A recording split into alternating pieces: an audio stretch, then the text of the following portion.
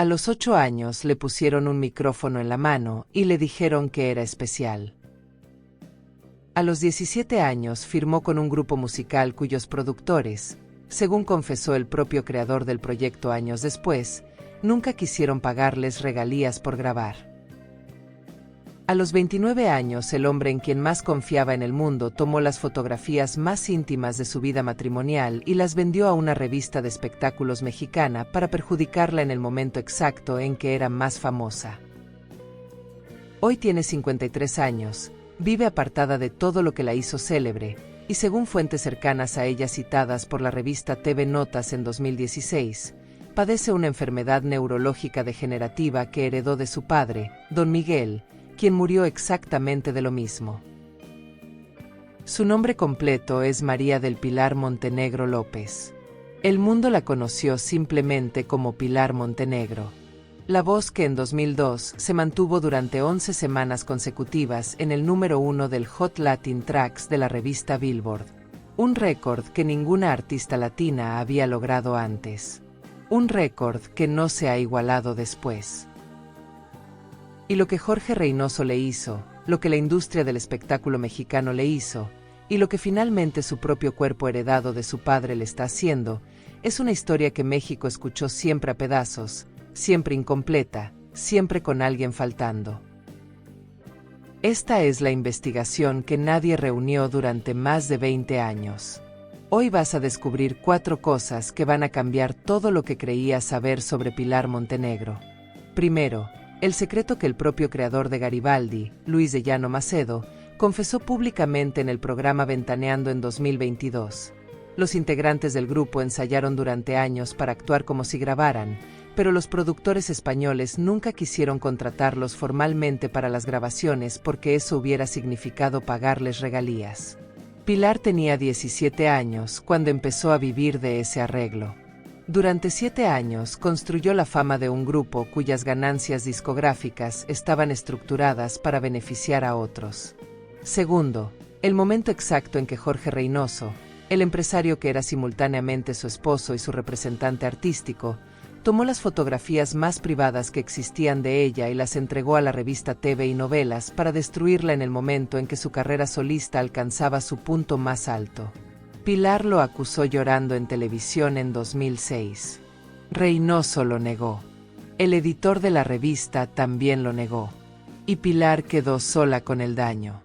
Tercero, la revelación que hizo en 2016 el diseñador Jerónimo García, amigo personal de Pilar y diseñador de vestuario de Garibaldi durante sus años de mayor fama, que explicó por primera vez con nombre propio que había detrás del retiro abrupto. Una enfermedad neurológica degenerativa llamada ataxia, que su padre don Miguel ya había padecido antes que ella, y que la industria del espectáculo durante años confundió públicamente con alcoholismo para explicar lo que en realidad era una enfermedad, que destruye la coordinación del cuerpo desde adentro. Y cuarto, la verdad completa sobre lo que Jorge Reynoso hizo después de destruir a Pilar Montenegro, cuando el mundo ya no miraba hacia ellos. Lo que ese hombre fue acusado de hacer en agosto de 2019 en Edinburgh, Texas, a una menor de edad durante 9 años de su infancia. Lo que revela sobre quién era realmente el hombre en quien Pilar confió. Te voy a avisar cuando llegue cada una de estas revelaciones. Si te vas antes del final, te pierdes la cuarta, y la cuarta es la que explica por qué la historia de Pilar Montenegro no es simplemente la historia de un artista que enfermó. Es la historia de lo que pasa cuando le entregas tu carrera y tu vida personal al mismo hombre, y ese hombre resulta ser lo que nunca imaginaste que era. Pero antes de hablar de Jorge Reynoso, antes de hablar de la enfermedad y de los años de silencio, necesitas entender desde dónde vino esta mujer. Porque sin ese origen, sin entender quién era Pilar Montenegro antes de que nadie la conociera, nada de lo que vino después tiene el peso que merece. El 31 de mayo de 1972, en la Ciudad de México, nació María del Pilar Montenegro López. La información disponible sobre su familia y su infancia es escasa. Pilar Montenegro ha sido siempre una mujer que protege su mundo privado con una consistencia admirable, incluso cuando el mundo le hacía preguntas que no merecía que se las hicieran. Pero hay detalles que ella misma dejó ir en distintas entrevistas a lo largo de los años, Y hay detalles que sus compañeros, amigos y colegas han ido revelando en fragmentos que, puestos juntos, dibujan una imagen más clara. Lo primero que se sabe con certeza es esto. A los 8 años, en 1980, María del Pilar Montenegro López consiguió el papel protagónico de Annie en la producción profesional de la famosa comedia musical del mismo nombre en Ciudad de México. Una niña de 8 años con el papel principal de una producción teatral profesional. No un colegio. No una función de fin de año. Una producción que duró 3 años seguidos. Imagina eso. 8 años. La edad en que la mayoría de los niños mexicanos están aprendiendo la tabla de multiplicar, preocupados por si van a llegar tarde a la escuela, todavía creyendo en los Reyes Magos. Pilar Montenegro, a esa edad, ya estaba en un escenario profesional aprendiendo que su valor dependía de lo que podía producir para una audiencia pagada. Esa primera temporada teatral se prolongó 3 años. 3 años en que una niña que debería haber estado jugando en el parque estaba, en cambio, trabajando, aprendiendo diálogos, memorizando coreografías, enfrentando al público, ganándose el aplauso de adultos que pagaban por verla actuar. No hay información de que eso hubiera sido traumático para ella. Todo lo contrario. Los que la conocieron en esa época dicen que Pilar adoraba el escenario desde pequeña, que tenía una presencia natural que no se enseña, que la cámara y el micrófono la encontraban a ella antes de que ella los buscara a ellos. Pero hay algo en ese inicio que vale la pena nombrar con claridad. Desde los 8 años, el valor de Pilar Montenegro para el mundo adulto fue su talento, su capacidad de entretener, su voz, su presencia, su capacidad de hacer que las personas en una sala oscura dejaran de pensar en sus propias vidas por un momento y prestaran atención a la de ella. Ese patrón, el de ser valiosa en función de lo que puedes producir, no la abandonó nunca. Y es importante entenderlo porque es el patrón que los adultos que vinieron después supieron explotar con una eficiencia que da vergüenza. Después de Annie, Pilar participó en un popular programa de música para niños. La televisión encontró a esta niña con voz y presencia y supo exactamente qué hacer con ella. Y la niña, a quien nadie parece haberle explicado que había otra opción, siguió adelante. Guarda este detalle, porque vuelve. En 1988, con 16 años, Pilar Montenegro entró a Fresas con Crema, un grupo musical pop que había sido creado por el productor Luis de Llano Macedo, el mismo hombre que años antes había creado Timbiriche, el grupo que lanzó a Thalía, a Paulina Rubio, a Eduardo Capetillo. Entre las otras integrantes del grupo estaba Andrea Legarreta, quien décadas después se convertiría en la conductora más reconocida del programa matutino Hoy de Televisa. Fresas con Crema fue efímero, pero fue la antesala directa de algo que sí sería histórico. En 1989, Luis de Llano Macedo, que a esas alturas ya era uno de los productores más poderosos del espectáculo en México y América Latina, reunió en la Ciudad de México a 8 jóvenes con una propuesta concreta. Iban a formar un grupo musical que fusionara la cultura popular mexicana con ritmos modernos y contemporáneos. Versiones actualizadas de canciones tradicionales mexicanas mezcladas con pop, merengue, lambada, salsa. El concepto visual incluía vestuarios folclóricos estilizados. El nombre del grupo rendiría homenaje a la famosa Plaza Garibaldi del centro histórico de Ciudad de México, ese lugar donde se concentran los mariachis y la música mexicana de raíz. Los 8 jóvenes que integraron la formación original de Garibaldi fueron Pilar Montenegro, Patricia Manterola, Sergio Mayer, Charly López, Xavier Ortiz, Luisa Fernanda Lozano, Katia Llanos y Víctor Noriega. Pilar tenía 17 años. 17 años. La misma edad que tienen hoy millones de jóvenes mirando TikTok desde su cuarto, sin que nadie espere de ellos una carrera profesional ni una firma en un contrato. ¿Sabes qué es lo más cruel de este momento? Que en esa sala donde firmaron el acuerdo con Luis de Llano y con los productores españoles que estaban asociados al proyecto, nadie les explicó en detalle exactamente a qué estaban renunciando. Y lo que estaban renunciando era algo muy específico.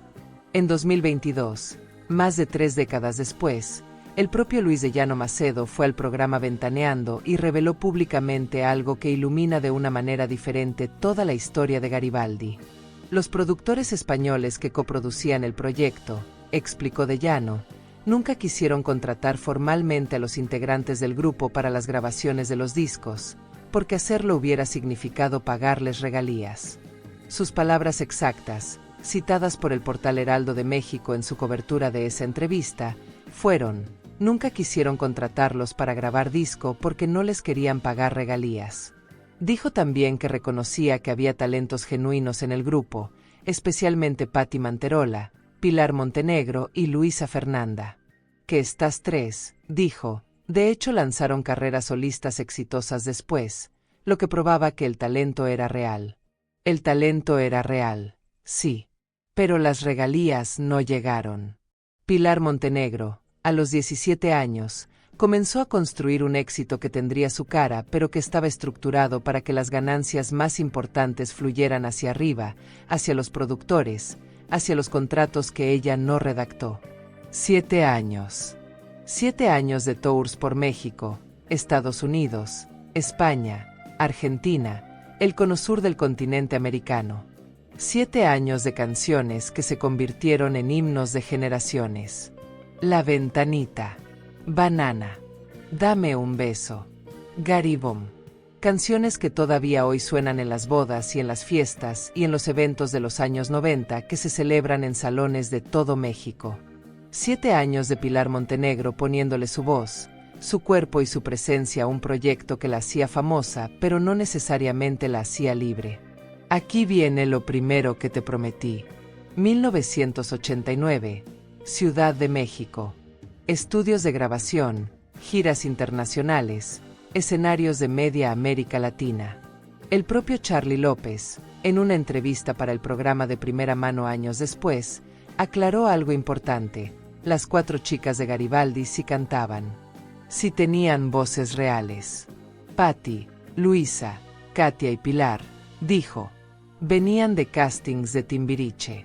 Estaban preparadas. El propio Luis de Llano lo confirmó en esa entrevista de Ventaneando de 2022. Pilar Montenegro tenía un talento genuino que después demostró de sobra con su carrera solista. Pero en los conciertos, entre 1989 y 1992, el grupo hacía playback. Así lo confirmó el propio Charly López en 2019. Los productores españoles querían que en vivo sonaran exactamente igual que en el disco. La voz de Pilar sonaba en los altavoces porque era la suya grabada. Su micrófono se abría o se cerraba según las instrucciones de la producción. El cuerpo de Pilar estaba sobre el escenario. Su energía, su presencia, sus años de ensayo y preparación estaban sobre el escenario. Pero las ganancias discográficas de esas canciones que tenían su voz no le llegaban con la estructura que corresponde a quien crea el producto artístico. Así empezó la carrera de Pilar Montenegro, con las luces encendidas, el estadio lleno, el nombre en los carteles, y la estructura económica diseñada para que la mayor parte del valor generado por su trabajo fluyera hacia otros. Este es el patrón que el sistema del espectáculo mexicano aplicó a docenas de artistas en esa época. No fue accidente. Fue diseño. Garibaldi fue, sin embargo, un fenómeno real. Durante los 7 años que Pilar estuvo en el grupo, entre 1989 y 1996, la agrupación giró por más de 20 países. Llegaron a España en varias ocasiones. Durante una de esas visitas, según relató la propia Luisa Fernanda en entrevistas posteriores, hijos del rey de Marruecos que estudiaban en España asistieron a sus conciertos. Uno de ellos quedó prendado de Pilar Montenegro. Un romance que, según la misma fuente, no prosperó porque el monarca marroquí se opuso. Pilar Montenegro, a sus 20 y picos años, era lo suficientemente magnética como para cautivar a un príncipe.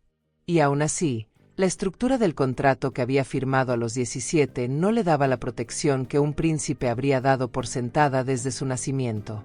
En 1994, mientras todavía era parte de Garibaldi, Pilar Montenegro hizo su debut como actriz en la telenovela Volver a Empezar, producción de Televisa. El papel que le dieron fue el de Jessica, una villana. En 1996, participó en Marisol, también de Televisa. El papel que le dieron fue el de Zulema Chávez, otra villana. En 1998, participó en Gotita de Amor. El papel que le dieron fue, nuevamente, el de la mala de la historia. Siempre la villana. Siempre el personaje que el espectador debe aborrecer, contra quien debe tomar partido, a quien desea ver castigado al final del último capítulo. Nadie en Televisa se detuvo a preguntarse qué le hace eso a una persona joven, que sistemáticamente le asignen el rol de la mala. ¿Qué mensaje le manda a una mujer que el mundo del entretenimiento, cada vez que la ve, decide que encarna mejor la malicia que la inocencia? ¿Qué es más creíble como la que hace daño que como la que lo recibe? Tal vez para Pilar era simplemente trabajo.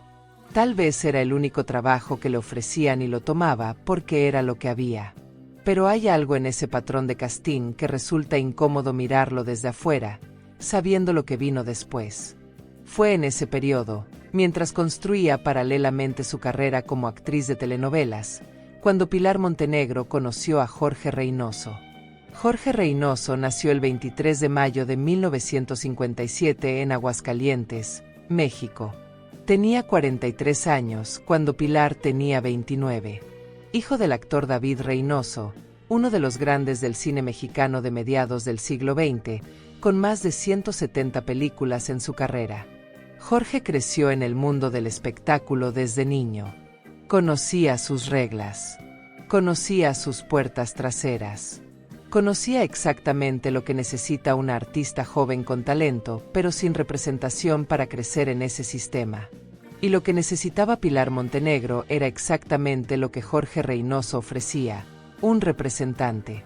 Reynoso tenía contactos, tenía experiencia en los mercados de Estados Unidos y América Latina, y tenía la capacidad demostrada de abrir puertas que para Pilar en ese momento estaban cerradas. Pilar tenía un talento vocal que Luis de Llano mismo reconocía como genuino, una trayectoria de 7 años con Garibaldi que la hacía conocida en toda América Latina, y una carrera solista que en 1997 apenas empezaba con su primer disco, De Amarte. Se hicieron pareja. Y en ese momento exacto, en ese instante donde la misma persona que te dice te amo por la noche es también quien negocia tus contratos por el día, Pilar Montenegro cruzó la línea más peligrosa que puede cruzar un artista joven, la de depender emocionalmente del mismo hombre del que depende profesionalmente. No fue la primera. No sería la última. Pero el precio que pagó por esa confusión fue uno de los más documentados y más brutales de la historia del espectáculo mexicano. El 15 de junio de 2001, en el sur de Florida, María del Pilar Montenegro López y Jorge Reynoso contrajeron matrimonio. Ella tenía 29 años. Él tenía 43. Una diferencia de 14 años que tal vez en ese momento se veía como experiencia, como solidez, como alguien que ya había recorrido el camino y podía guiarla con seguridad. Y hay que decirlo, los primeros años del matrimonio produjeron resultados profesionales extraordinarios. Bajo la representación de Reynoso, Pilar firmó con Univision Records y en 2002 lanzó el álbum Desahogo. Lo que pasó a continuación con ese disco no fue un éxito. Fue un fenómeno de proporciones históricas. El sencillo Quítame ese hombre, una versión de la canción original de la cantante puertorriqueña Yolandita Monge, comenzó a escalar en las listas de popularidad con una velocidad que nadie había visto antes en la música latina de esa época. Semana a semana subió hasta llegar al número 1 del Hot Latin Tracks de la revista Billboard de Estados Unidos. Y una vez ahí, se quedó. 1 semana, 2 semanas, 5 semanas, 8 semanas, 11 semanas consecutivas en el número 1.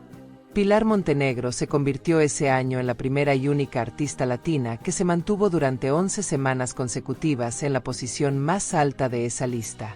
Nadie lo había logrado antes. Nadie lo ha igualado después. Simultáneamente, el sencillo encabezó las listas de popularidad en México, España, Centroamérica y Sudamérica. El álbum Desahogo obtuvo disco de platino. En 2003, En la 15ª edición de los premios Lo Nuestro a la Música Latina, Pilar Montenegro fue nominada a 4 galardones en los géneros de pop y regional mexicana. Esa noche ganó como Artista Femenina del Año en Música Regional Mexicana. Y esa misma noche hizo historia al convertirse en la primera artista en la historia del premio en llevarse la canción del año en 2 géneros distintos en una misma ceremonia, pop y regional mexicana. Imagina eso. La misma noche. 2 premios máximos. 2 categorías distintas. Una artista de 30 años en la cúspide absoluta de lo que puede alcanzar en la música latina. En 2004 fue convocada para interpretar el tema de entrada de la telenovela Prisionera, producida por Telemundo. El título de esa canción, el título de esa novela, Prisionera, resultaría irónicamente profético si se mira desde la distancia que da el tiempo. Pero lo peor aún no había empezado. Porque mientras el mundo del espectáculo latino celebraba el fenómeno Pilar Montenegro, mientras su nombre era pronunciado en los mismos escenarios donde se pronunciaban los nombres de Thalía y Paulina Rubio y Ricky Martin y Marc Anthony, algo se estaba corroyendo en el núcleo de su vida personal, siendo él su esposo y su representante al mismo tiempo, siendo él quien negociaba sus contratos, quien hablaba con los sellos discográficos, quien decidía a qué oportunidades decir sí y a cuáles no, quien tenía acceso a toda su vida, la profesional y la íntima. Cuando las 2 cosas existen en la misma persona, la línea entre el amor y el control se vuelve imposible de ver desde adentro. Aquí viene lo segundo que te prometí. 2006. Miami, Florida.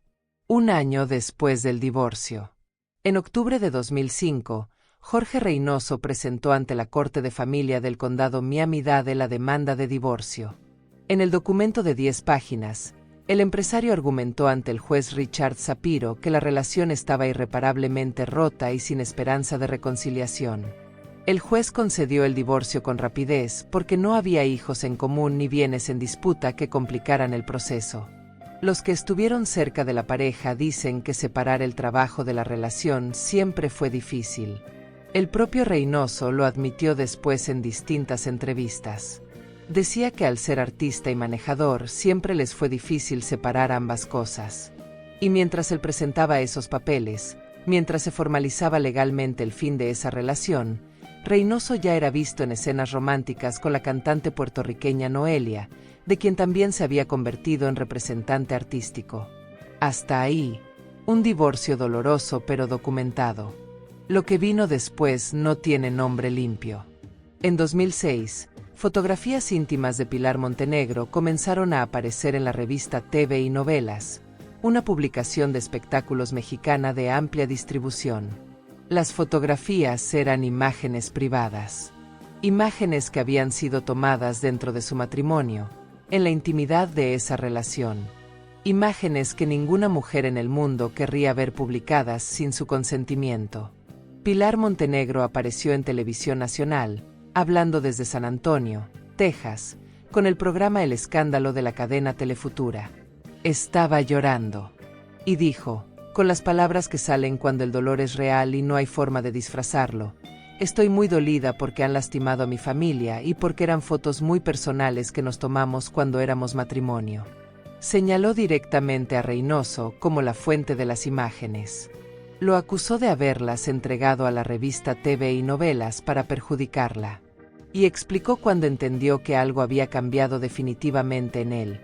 A pesar de que él andaba con Noelia, nos llevábamos bien. Pero él cambió conmigo, dejó de hablarme y comenzó a atacarme en público. La respuesta del sistema fue la que siempre da cuando una mujer acusa a un hombre poderoso de haberla traicionado. Reynoso negó ser la fuente. El editor de TV y Novelas también lo negó. La cantante Noelia salió públicamente a decir que no entendía por qué Pilar atacaba a Reynoso, porque él siempre la había querido y apoyado. Así funciona. Alguien hace algo. 3 personas salen a negarlo. Y la víctima queda sola con el daño. Nadie fue a la cárcel. Nadie pagó una multa. Nadie tuvo que dar explicaciones formales ante ninguna autoridad. Las fotografías ya estaban publicadas. El daño ya estaba hecho. Y Reynoso, Desde su nueva posición como representante y después esposo de Noelia, continuó su carrera como si nada. En 2007 se casó con Noelia en una boda que llamaron secreta. Pero la historia de Jorge Reynoso con el daño a personas vulnerables no terminó ahí.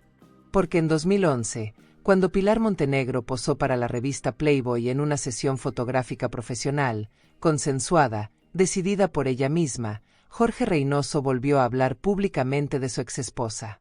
Esta vez para compararla con Noelia y afirmar que eran productos musicales de la Tierra hasta Júpiter. Para insinuar, sin ninguna vergüenza, que Pilar se desnudaba para una revista porque no tenía estabilidad económica.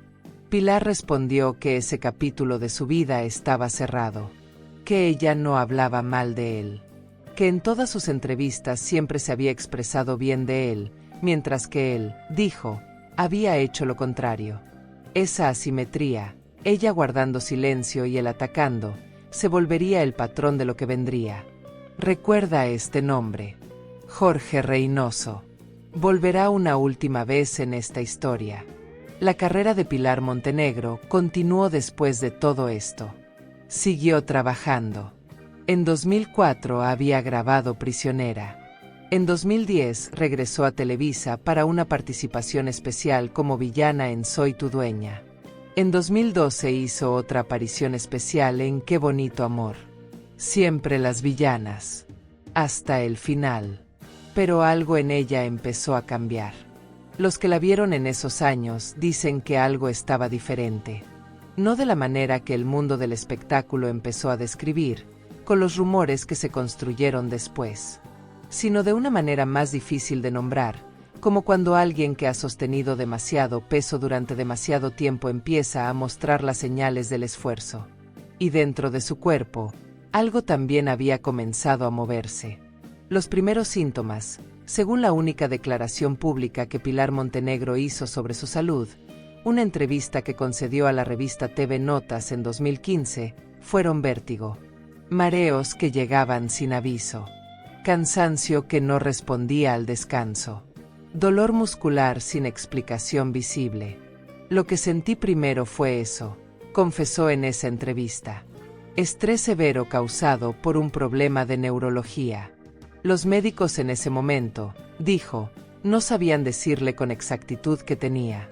Imagina vivir así, sabiendo que algo en tu cuerpo no funciona, sin que nadie pueda darte un nombre claro para lo que te ocurre, con síntomas que, en público, cuando aparecen de manera visible, son interpretados por quien te rodea como otra cosa completamente distinta.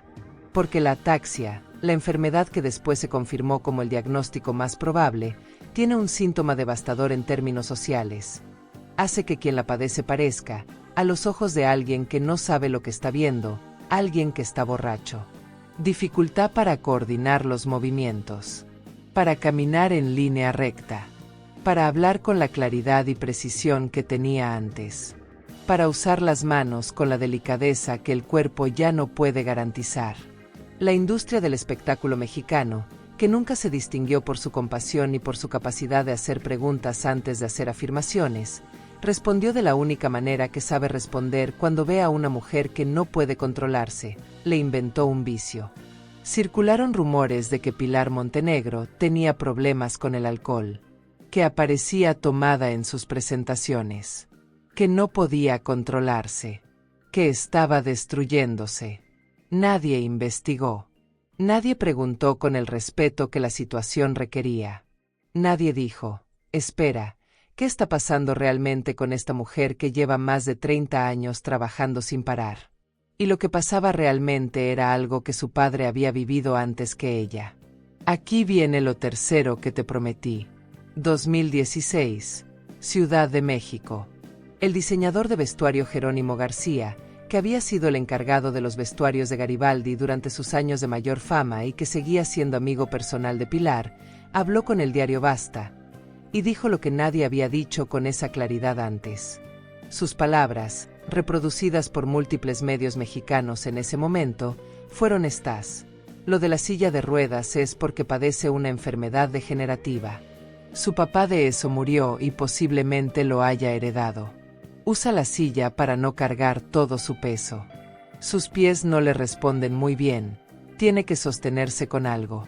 Me dijo que no quería saber nada del medio artístico porque ya estaba harta. Y luego agregó algo que contiene todo el peso de lo que había vivido. Ella está sufriendo por ese deterioro y le está pegando la depresión. Una fuente cercana, citada ese mismo año por la revista TV Notas sin revelar su identidad, añadió el nombre técnico de la condición: ataxia. Una enfermedad neurológica que ataca el tejido nervioso del cerebro y provoca la descoordinación del movimiento. Y confirmó que esta enfermedad está presente en la familia del papá de Pilar, Don Miguel, quien murió por esta misma causa. Don Miguel, el padre de Pilar. El hombre que ella vio perder el control de su propio cuerpo. El hombre que murió de una enfermedad que destruye los nervios que le dicen a las piernas cómo caminar, a la boca cómo hablar, a las manos cómo moverse. Y luego su hija empezó a sentir los mismos síntomas.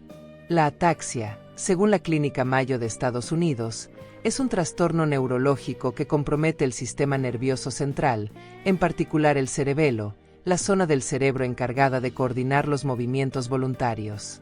Esta enfermedad provoca desequilibrio, dificultad para caminar, pérdida de precisión en los movimientos y alteraciones en el habla y la deglución.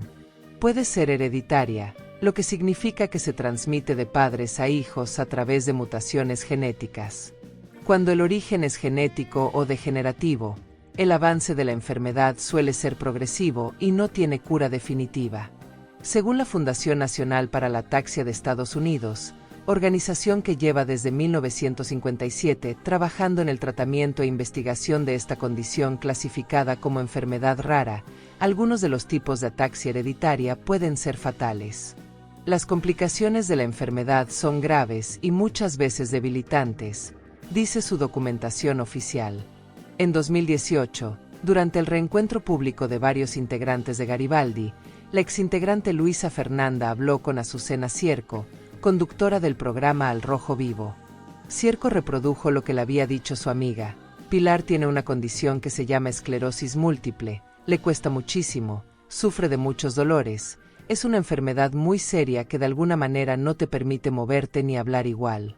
Las dos enfermedades que han circulado como posibles diagnósticos, ataxia y esclerosis múltiple, son distintas en su mecanismo pero comparten síntomas visibles devastadores, especialmente los que el ojo público confundió durante años con alcoholismo. Pilar Montenegro nunca confirmó públicamente su diagnóstico con precisión médica. Eso es su derecho.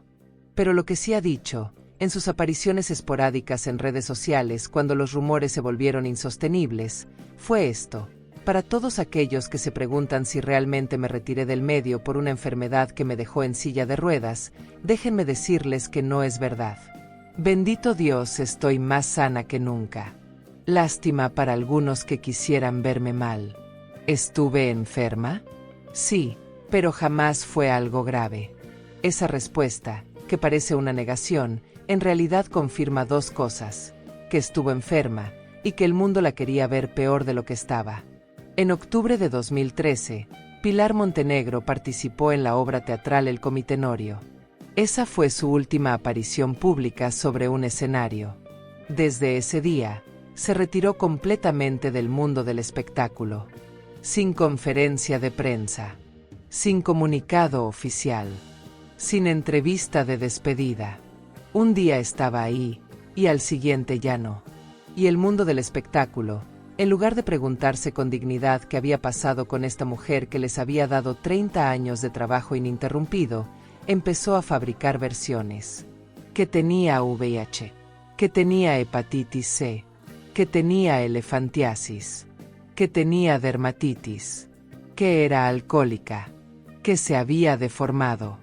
Las versiones circularon durante años en revistas, en programas de espectáculos, en redes sociales, en portales de chismes.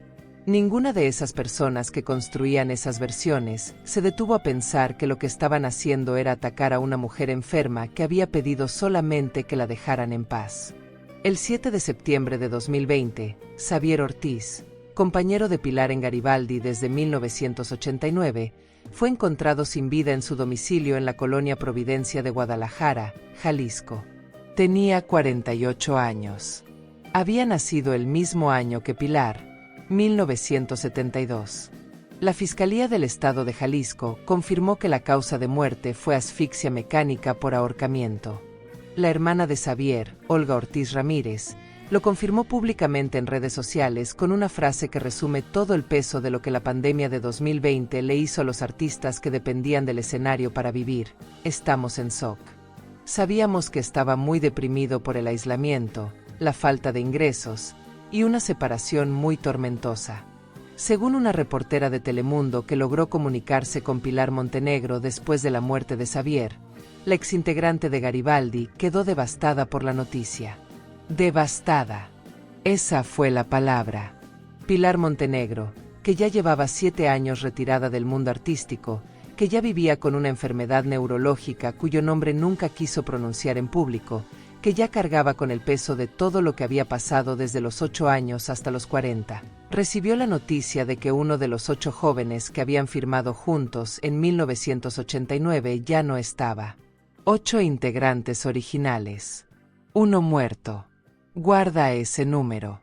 Ahora hay que hablar de lo que Jorge Reynoso hizo cuando nadie miraba hacia él.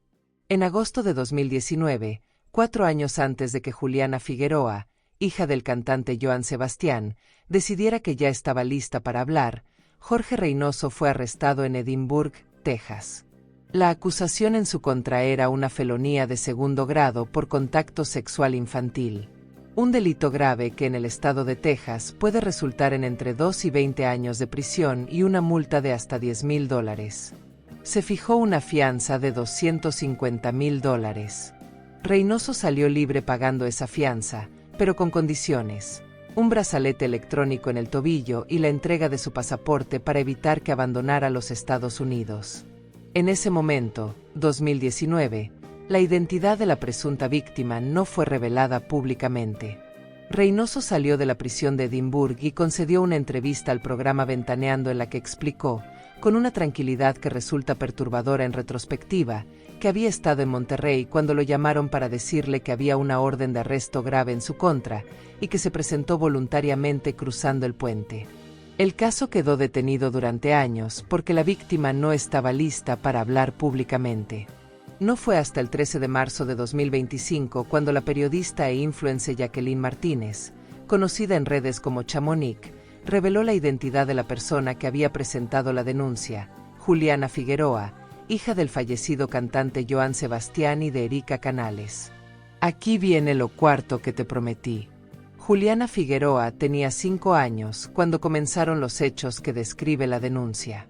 Los documentos de la acusación, según Chamonix, describen que los hechos comenzaron cuando la menor se estaba preparando para una boda, cuando Reynoso se la acercó, la sentó en sus piernas y la empezó a tocar inapropiadamente. Y no fue una sola vez. Según la información revelada por Chamonix, los hechos se prolongaron desde que Juliana tenía 5 años hasta que tuvo 14. 9 años. 9 años en que, según la denuncia, este hombre estuvo en contacto con esta niña gracias al vínculo familiar que lo unía a su entorno. El lazo que unía a Reynoso con la familia de Juliana era este: Jorge Reynoso era esposo de la abuela materna de la niña. Ese vínculo le daba acceso. Chamonix también reveló que Juliana no sería la única víctima, que había 2 jovencitas más, y que Jorge Reynoso, al momento de esa revelación en 2025, ni siquiera había dado el divorcio a la abuela de Juliana, que se negaba a firmar los papeles por una disputa de propiedades en México. El mismo hombre que en 2005 presentó rápidamente la demanda de divorcio contra Pilar Montenegro porque la relación estaba irreparablemente rota, ese mismo hombre no le daba el divorcio a una mujer mayor que era la abuela de la niña a quien había abusado. El mismo hombre que en 2006 vendió las fotografías íntimas de su exesposa para destruirla profesionalmente. El mismo hombre que en 2011 la comparó desfavorablemente con su nueva pareja y sugirió que se desnudaba por necesidad económica. Ese hombre. Al momento de esta investigación, no existe una condena judicial formal y pública en el caso relacionado con Juliana Figueroa. El proceso legal está activo. Lo que sí existe son hechos documentados. El arresto en agosto de 2019 en Edinburgh, Texas. La fianza de $250,000. El brazalete electrónico. La entrega del pasaporte. Y la denuncia que describe 9 años de presuntos abusos contra una menor. Eso es lo que hizo el hombre en quien Pilar Montenegro confió. En quien puso su carrera y su vida íntima. A quien defendió cuando ella misma ya tenía razones para no hacerlo. Hoy, en febrero de 2026, Pilar Montenegro tiene 53 años. A finales de diciembre de 2025, reapareció en su cuenta de Instagram, @PilarMontenegronx, con fotografías de su celebración navideña y de Año Nuevo junto a su familia. En las imágenes aparece sonriente, rodeada de personas que la quieren, con un mensaje escrito por ella misma, disfrutando de los últimos días del año en familia, las adoro, mi tía bella, mi mamita querida y mi primita adorada. En esa frase no hay artistas, no hay productores, no hay periodistas de espectáculos, no hay compañeros de industria, no hay representantes. Hay una tía, una mamá, una prima, el círculo más pequeño, el más antiguo, el que existía antes de que el mundo supiera su nombre. También publicó una fotografía de Navidad con el mismo tipo de mensaje sencillo, felicitando a sus seguidores, sin hablar de salud, sin hablar de proyectos, sin hablar de nada que tenga que ver con la industria que la formó y la destruyó. Sus excompañeros que han hablado con ella en años recientes ofrecen versiones similares. Sergio Mayer dijo en abril de 2024 que había hablado con Pilar y que le había dicho que estaba contenta, aunque de repente se sentía mareada. Luisa Fernanda ha dicho en entrevistas recientes que Pilar no tiene ningún plan de regresar al medio artístico, que lo ha dicho con claridad, que no le interesa volver. En 2014, después del divorcio de Reynoso, Pilar se casó con João Pedro Oliveira Cruz, un hombre brasileño del que la información pública disponible es mínima. La familia ha confirmado que siguen casados. No hay hijos. No hay hijos en ninguno de sus dos matrimonios. No está claro si eso fue elección o circunstancia. Pero es un dato que se sienta solo en esta historia y pesa de una manera difícil de explicar.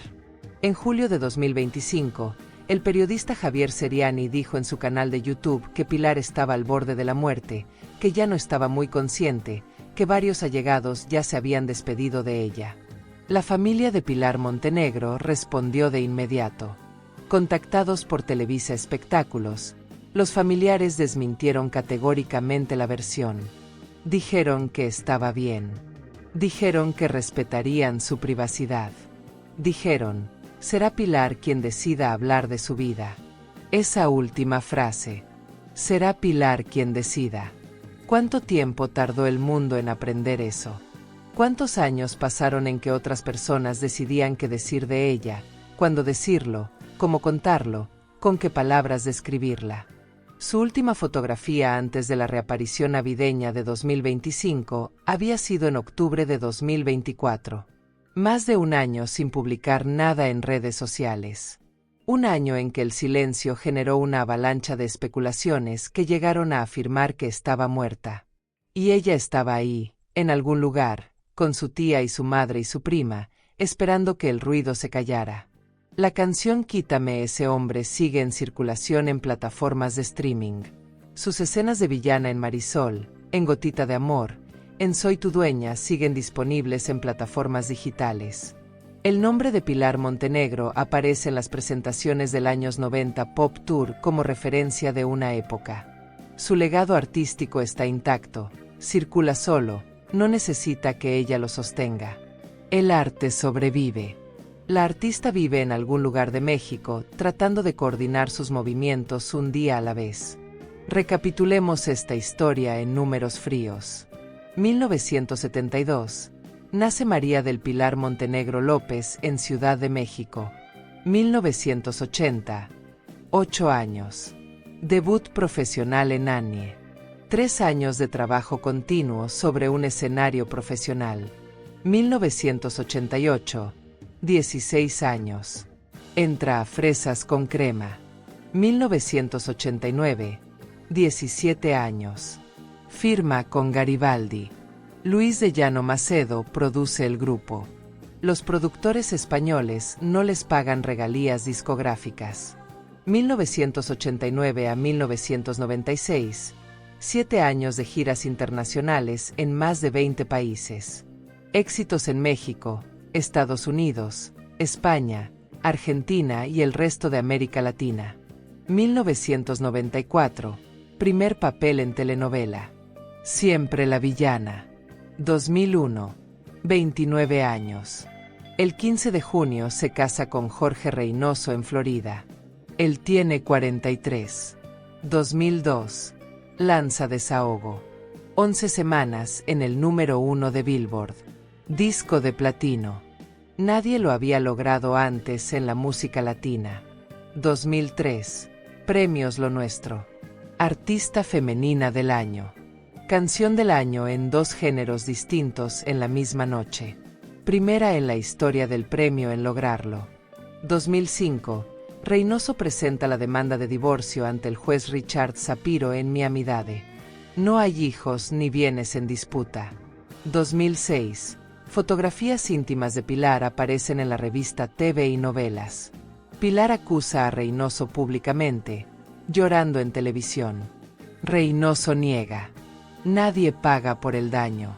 2011, Reynoso vuelve a atacarla públicamente comparándola desfavorablemente con Noelia. 2013, octubre. La obra teatral El Comitenorio. Última aparición pública. Desaparición total. 2015, entrevista a TV Notas. Primera declaración sobre salud. Estrés severo causado por un problema de neurología. Vértigo, mareos, cansancio, dolor muscular. 2016, Jerónimo García confirma la silla de ruedas en entrevista con Diario Basta. Fuente cercana cita a TV Notas. El diagnóstico es ataxia. El padre de Pilar, don Miguel, murió de lo mismo. 2018, Luisa Fernanda dice a Azucena Cierco en Al Rojo Vivo que Pilar tiene esclerosis múltiple y que sufre muchos dolores. 2019, agosto. Jorge Reynoso es arrestado en Edinburgh, Texas. Felonía de segundo grado por contacto sexual infantil. Fianza de $250,000. Brazalete electrónico. Entrega de pasaporte. 2020, 7 de septiembre. Xavier Ortiz, 48 años, exintegrante de Garibaldi, es encontrado sin vida en Guadalajara. Asfixia mecánica por ahorcamiento. Pilar, según Telemundo, queda devastada. 2025, marzo. Se revela que la víctima del arresto de Reynoso en 2019 era Juliana Figueroa, hija de Joan Sebastián. Los presuntos abusos comenzaron cuando ella tenía 5 años y se prolongaron hasta los 14. 9 años. 2025, julio. Javier Seriani dice que Pilar está al borde de la muerte. La familia lo desmiente. 2025, diciembre. Pilar reaparece en Instagram con fotos navideñas junto a su tía, su madre y su prima. 2026, febrero. 53 años. Retirada.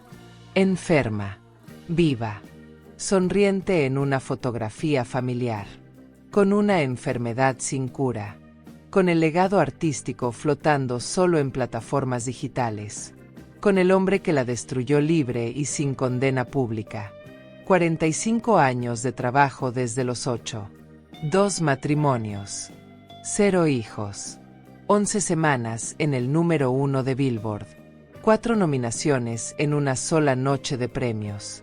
Una enfermedad neurológica sin cura. Un padre muerto de lo mismo. Un exesposo y representante arrestado en 2019 por presunto abuso sexual a una menor durante 9 años de su infancia.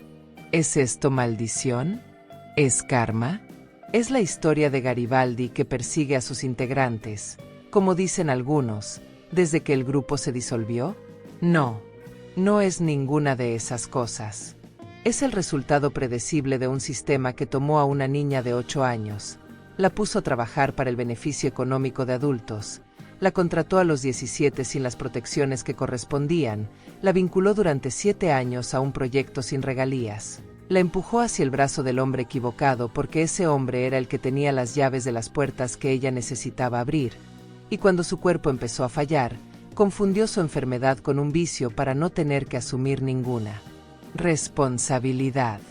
Es el resultado predecible de un mundo donde el talento de una mujer es siempre considerado más valioso que la mujer misma. Pilar Montenegro merecía que a los 17 años alguien le explicara exactamente lo que estaba firmando. No lo tuvo. Pilar Montenegro merecía que el hombre que fue simultáneamente su esposo y su representante artístico eligiera, en el momento de la separación, irse con dignidad en lugar de destruirla con lo más íntimo que tenía. No lo tuvo.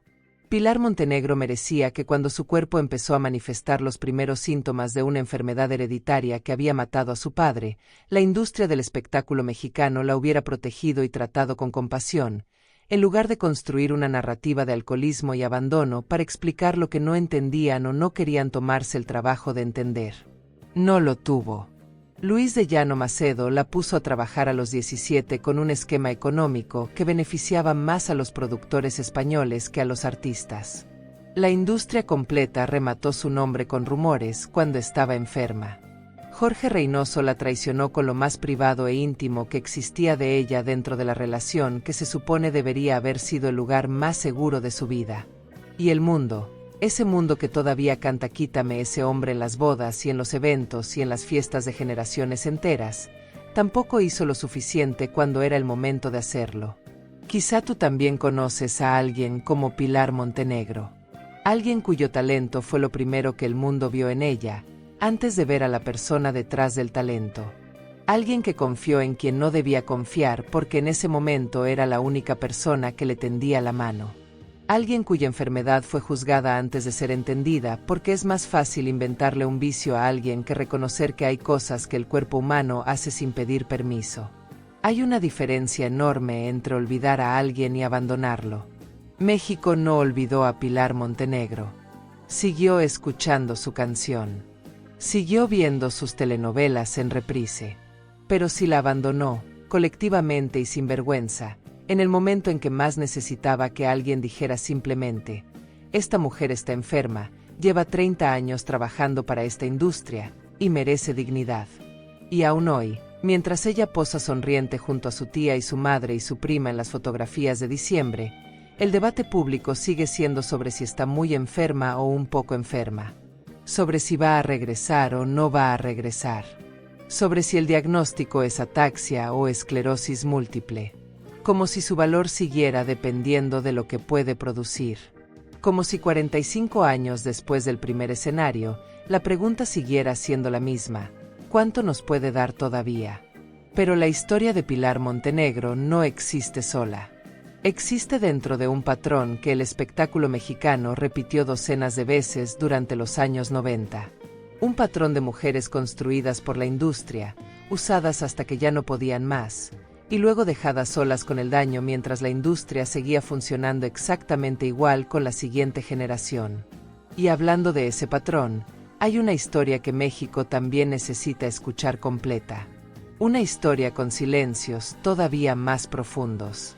Una historia donde el misterio lleva número 12, sino más de 20 años sin resolverse con claridad. La próxima semana, Adela Noriega y el hombre que la hizo y deshizo.